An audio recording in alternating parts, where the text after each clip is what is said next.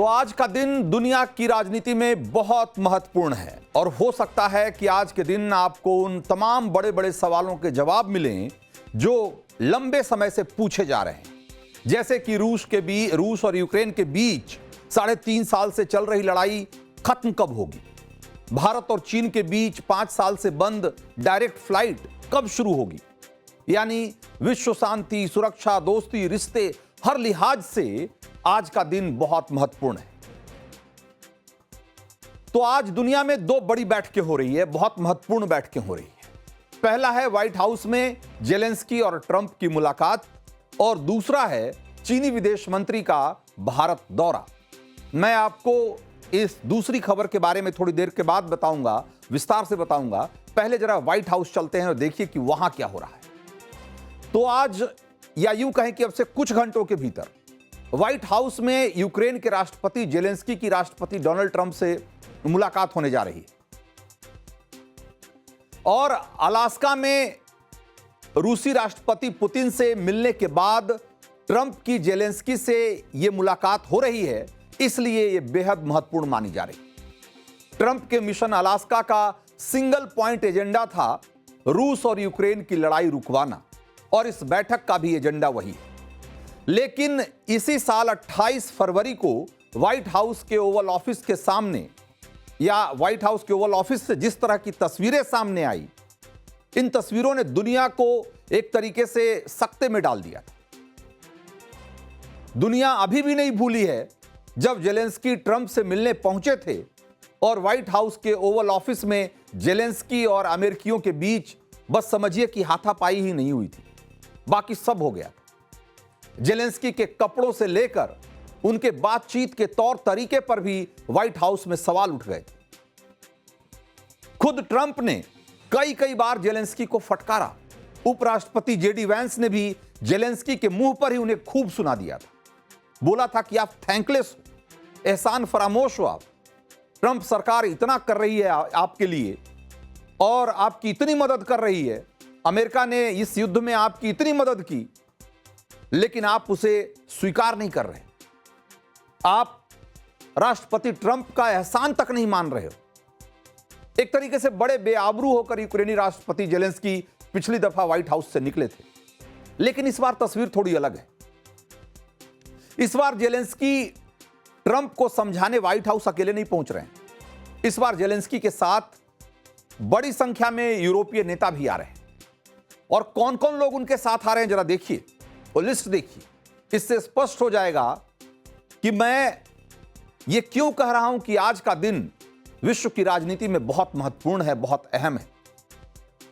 आज जेलेंस्की के साथ फ्रांस के राष्ट्रपति इमैनुअल मैक्रों, जर्मनी के चांसलर फ्रेडरिक मर्ज, ब्रिटेन के पीएम कीर स्टारमर, इटली की पीएम जॉर्जिया मेलोनी, फिनलैंड के राष्ट्रपति अलेक्जेंडर स्टब और यूरोपीय संघ की प्रमुख उर्सुला वॉन्डर लीन, ये सब जेलेंस्की के साथ आज व्हाइट हाउस पहुंचने वाले हैं। और ये सब मिलकर डोनाल्ड ट्रंप को ये समझाने पहुंच रहे हैं कि उन्हें रसिया और यूक्रेन के साथ शांति समझौते में क्या करना है और क्या नहीं करना है। पिछली बार ट्रंप ने जेलेंस्की के साथ जिस तरह का बर्ताव किया था, उसकी वजह से जेलेंस्की इस बार अपने यूरोपीय सहयोगियों के साथ ही ट्रंप से मिलना चाह रहे थे, ताकि रूस के खिलाफ वो अपनी बात को मजबूती से रख पाएं। लेकिन ट्रंप ने साफ साफ मना कर दिया। इसीलिए पहले अब जेलेंस्की और ट्रंप की 1-to-1 मीटिंग होगी, यानी पहले दोनों नेता आपस में मिलेंगे और उसके बाद ट्रंप यूरोपीय और दूसरे नेताओं के साथ एक बैठक करेंगे। और कहा यह जा रहा है कि आखिर में अगर मुमकिन हुआ, संभव हुआ, या बात बनी या माहौल रहा, तो ट्रंप सबके साथ एक ज्वाइंट मीटिंग करेंगे। अब जब व्हाइट हाउस में लगभग सभी बड़े बड़े पश्चिमी देशों के मुखिया जुट रहे हैं, तो कोई साधारण घटना तो नहीं है। इसकी अहमियत ऐसे समझिए, और मैं ये क्यों बार बार कह रहा हूं कि ये सभी ट्रंप को समझाने आ रहे हैं, तो क्या समझाना चाहते हैं ट्रंप को, जरा उसको भी समझिए। तो ये सारे लीडर्स मिलकर ट्रंप के दिमाग में 3-4 बातें डालना चाहते हैं। पहली बात तो ये कि यूक्रेन की सीधी भागीदारी के बिना यूक्रेन के लिए कोई शांति समझौता नहीं किया जाना चाहिए। और अभी तक ट्रंप ने इस मुद्दे पर जिस तरीके से रास्ता लिया है, उससे ऐसा लगता है कि यूक्रेन की सहमति के बगैर भी या यूक्रेन की जरूरत पड़ने पर बाह मरोड़कर भी वो शांति समझौता करना चाहते हैं। और जिस तरीके से यूक्रेन को साथ लिए बगैर उन्होंने पुतिन के साथ बैठक कर ली, इसको लेकर यूक्रेन ही नहीं बल्कि पूरा यूरोपीय यूनियन भीतर से घबराया हुआ, नर्वस है कि ये हो क्या रहा है। तो दूसरी जो महत्वपूर्ण बात है इसमें, जो कि यूरोपीय नेता समझाना चाहते हैं ट्रंप को, जिसके लिए उनको कन्विंस करना चाहते हैं, वो ये है कि यूक्रेन की सुरक्षा की गारंटी एकदम पुख्ता होनी चाहिए, मजबूत होनी चाहिए। हम ऐसे मौके पे या ऐसे मोड़ पे यूक्रेन को रूस की दरिया दिली या उसकी ये समझ लीजिए कि इस बात पे नहीं छोड़ सकते कि रूस कह रहा है कि भाई वो ऐसा करेगा या ऐसा नहीं करेगा। हम उसके रहमो करम पर यूक्रेन को नहीं छोड़ सकते। और वो गारंटी कैसी होनी चाहिए, उसको लेकर उनके भीतर कई तरह के प्रपोजल हैं जो कि वो ट्रंप के साथ शेयर करना चाहते हैं। और तीसरी बात यह कि व्लादिमीर पुतिन के साथ अपने व्यक्तिगत संबंधों से प्रभावित होकर ट्रंप रूस की मांगों के आगे झुके नहीं, क्योंकि ऐसा लग रहा है कि ट्रंप इस संधि को करने के लिए या शांति समझौता करने के लिए इतने बेचैन हैं, इतने व्यग्र हैं, इतने एक तरीके से उन्होंने तय किया हुआ है, मन बनाया हुआ है कि हर हाल में इस समझौते को कराना है। इससे यूरोपीय यूनियन के देशों को लग रहा है कि ऐसा ना हो कि ट्रंप कुछ ऐसा कमिट कर दें जिसको पूरा करना मुश्किल हो जाए। यूरोपीय देशों को लगता है कि अगर यूक्रेन को लेकर रूस की शर्तों पर समझौता हो गया, जैसा रूस चाहता है उसी तरीके से समझौता हो गया, तो पुतिन का हौसला और बढ़ जाएगा और यूरोप के दूसरे देशों के लिए भी वो मुसीबत बन सकते हैं। यूरोपीय देश ट्रंप को यही बात समझाना चाहते हैं, क्योंकि ट्रंप हर हाल में इस शांति समझौते को आगे बढ़ाना चाहते हैं, और चाहे इसके लिए यूक्रेन को एक बड़ी कीमत ही क्यों न चुकानी पड़े। तभी तो ट्रंप ने बिना यूक्रेन और बाकी यूरोपीय देशों को साथ लिए अलास्का में पुतिन के साथ बैठक कर ली, और ऊपर से बैठक के बाद ट्रंप ने कहकर एक तरीके से यूक्रेन पर बम ही फोड़ दिया कि यूक्रेन को नेटो में शामिल किए बगैर भी उसे सुरक्षा दी जा सकती है, जबकि सारी लड़ाई यूक्रेन को नेटो में शामिल करने की जिद से ही तो शुरू हुई थी। यूक्रेन को लेकर ट्रंप यही नहीं रुके। जेलेंस्की और यूरोपीय नेताओं की बैठक से पहले ही ट्रंप ने एक और बम फोड़ दिया। ट्रंप ने साफ साफ कह दिया कि यूक्रेन नेटो में शामिल नहीं होगा और क्रीमिया, जो 2012 तक यूक्रेन का इलाका था और अभी रूस के कब्जे में है, वो भी वापस यूक्रेन को नहीं मिलेगा। और ट्रंप ने यह कहते हुए रूस यूक्रेन लड़ाई रुकवाने की पूरी जिम्मेदारी एक तरीके से यूक्रेन के राष्ट्रपति जेलेंस्की के मत्थे मढ़ दिया कि अगर जेलेंस्की चाहें तो रूस के साथ युद्ध विराम तुरंत हो सकता है और अभी के अभी यह युद्ध खत्म हो सकता है, और अगर जेलेंस्की चाहते हैं तो इस लड़ाई को जारी रखें। तो एक तरीके से इस युद्ध को जारी रखने का पूरा ठीकरा जो है उन्होंने जेलेंस्की के माथे फोड़ दिया। इसीलिए बैठक से पहले यूक्रेन तो घबराया हुआ है ही, साथ में यूरोपीय देश के जो लीडर्स हैं उनके हाथ पांव भी फूले हुए हैं कि पता नहीं ट्रंप किस बात पे अड़ जाए। माना यह जा रहा है कि अगर रूस यूक्रेन के बीच सीज फायर को लेकर डील फाइनल नहीं भी होती है, तो भी ये चीजें आगे बढ़कर यूरोप और जो बाकी देश इससे जुड़े हुए हैं उनके लिए नुकसानदायक साबित हो सकती है। और अगर ये डील फाइनल होती है तब भी इसकी कीमत, बड़ी कीमत बल्कि यूं कहिए, यूक्रेन को अपना एक बड़ा इलाका गंवाकर चुकानी पड़ सकती है। मसलन अभी यूक्रेन के 19% इलाके पर रूस का कंट्रोल है, कब्जा है, जिसमें से कि क्रीमिया भी है और डोनबास का एक बड़ा इलाका भी है। रूसी राष्ट्रपति व्लादिमीर पुतिन शांति समझौते के लिए अमेरिकी राष्ट्रपति डोनाल्ड ट्रंप को जो उन्होंने प्रस्ताव दिया है उसमें उन्होंने पूरा डोनबास का इलाका मांग लिया है, और डोनबास को यूक्रेन का इंडस्ट्रियल हार्ट कहा जाता है। ये कोयला और भारी उद्योगों के लिए बहुत मशहूर है। और यह इलाका मिलते ही ब्लैक सी और अजोव सागर में रूस का दबदबा और बढ़ जाएगा। डोनबास में बड़ी मात्रा में प्राकृतिक गैस और तेल का भंडार है और अगर देखा जाए तो इस इलाके का यूक्रेन की जीडीपी में एक बहुत बड़ा योगदान है। इसलिए जो जेलेंस्की जो हैं वो डोनबास को पूरी तरीके से रूस को देने पर राजी नहीं है। तो ये डील ब्रेकर कौन कौन सी चीजें हैं उस पर जरा गौर करिए। ट्रंप क्या चाहते हैं, पुतिन क्या चाहते हैं, वो बात अपनी जगह है, लेकिन यूक्रेन और यूरोपीय यूनियन क्या चाहता है यह भी एक बहुत महत्वपूर्ण बात है। तो डोनबास का पूरा इलाका रूस को देने का मतलब यह हुआ कि एक तरीके से समझिए तो एक हाथ काट कर दे देना हुआ यूक्रेन के लिए, रूस को एक हाथ काट के दे देने जैसा है। इस बीच एक और डेवलपमेंट है कि रूस और यूक्रेन के जंग के मोर्चे पर लड़ाई भी बढ़ गई। रूस ने यूक्रेन पर हमलों की रफ्तार बढ़ा दी। रूस के ताजा हमले में कम से कम 8 यूक्रेनी नागरिक मारे गए हैं और 35 घायल हो गए हैं। ऐसे में कहना मुश्किल है कि व्हाइट हाउस से शांति की राह निकलेगी या नहीं, और अगर नहीं निकलती है तो रूसी तेल को लेकर ट्रंप का जो तेवर है वो और ज्यादा कड़ा हो सकता है, सख्त हो सकता है।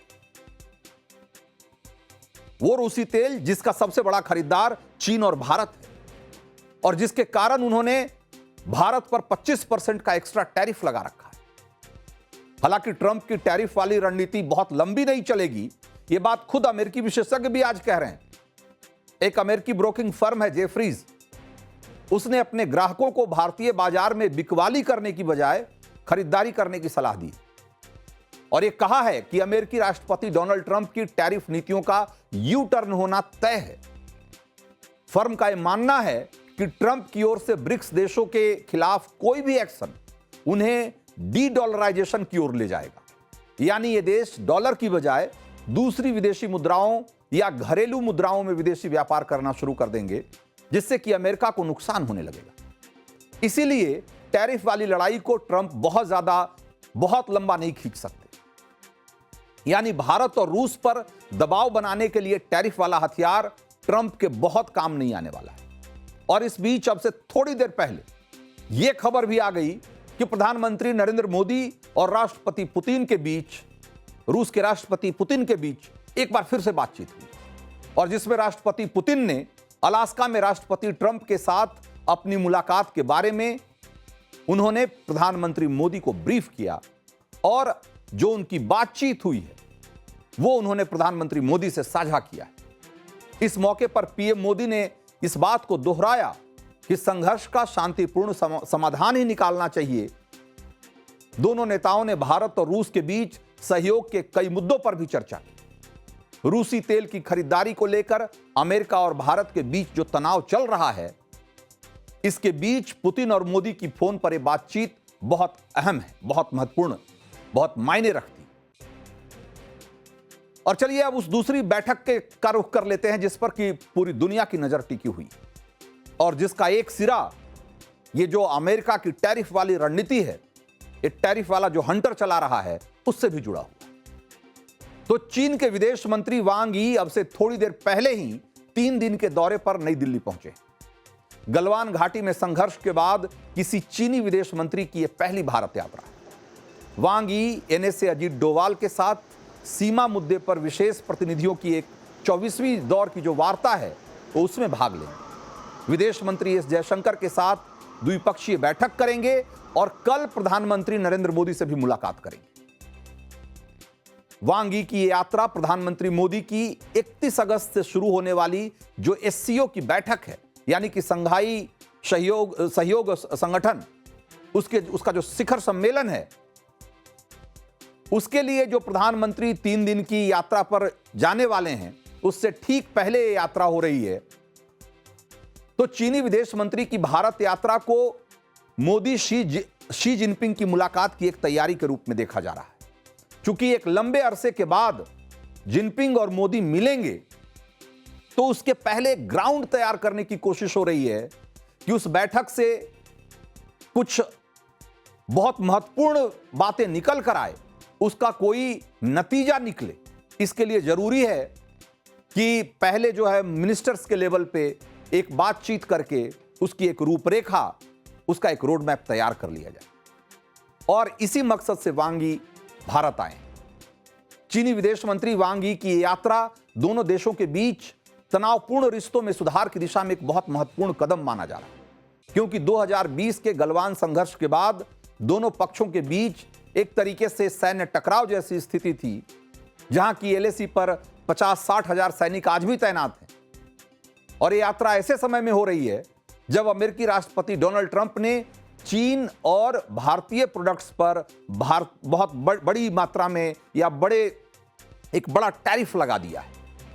और इसी बीच भारत और चीन एक दूसरे के करीब जब आ रहे हैं तो पूरी दुनिया में इस बात की चर्चा है कि ये अमेरिकी प्रतिबंधों या यूं कहें कि अमेरिकी टैरिफ का एक काउंटर तो नहीं तैयार हो रहा है। हाल ही में दोनों देशों ने कैलाश मानसरोवर यात्रा बहाल करने का भी फैसला किया था और चीनी पर्यटकों के लिए वीजा सुविधा पर भी समझौता हुआ था। माना यह जा रहा है कि चीनी विदेश मंत्री की यात्रा के दौरान 2020 से चीन और भारत के बीच जो बंद सीधी उड़ान है वो फिर से शुरू हो सकती है और इसको लेकर कोई ऐलान भी हो सकता है। दूसरी तरफ पाकिस्तान वांग यी की भारत यात्रा से थोड़ा चिढ़ा हुआ दिख रहा है और शहबाज और मुनीर, जाहिर सी बात है कि उनका भी टेंशन बढ़ा हुआ होगा, क्योंकि एक लंबे अरसे से जब भारत और चीन एक तरीके से उनके बीच संबंध अच्छे नहीं थे तो पाकिस्तान को इसका सीधा सीधा फायदा हो रहा था। लेकिन अब जब ये दो पड़ोसी और दुनिया के दो ताकतवर देश एक दूसरे के करीब आ रहे हैं, फिर से संबंधों को सामान्य करने की दिशा में जब काम हो रहा है, और खासकर तब जबकि अमेरिका अपनी चौधराहट, अपनी दादागिरी दिखा रहा है, ऐसे में दुनिया की दो बड़ी अर्थव्यवस्था, दुनिया के दो बड़े देश जब एक दूसरे के करीब आ रहे हैं तो निश्चित रूप से पूरी दुनिया की नजर उस पर होगी।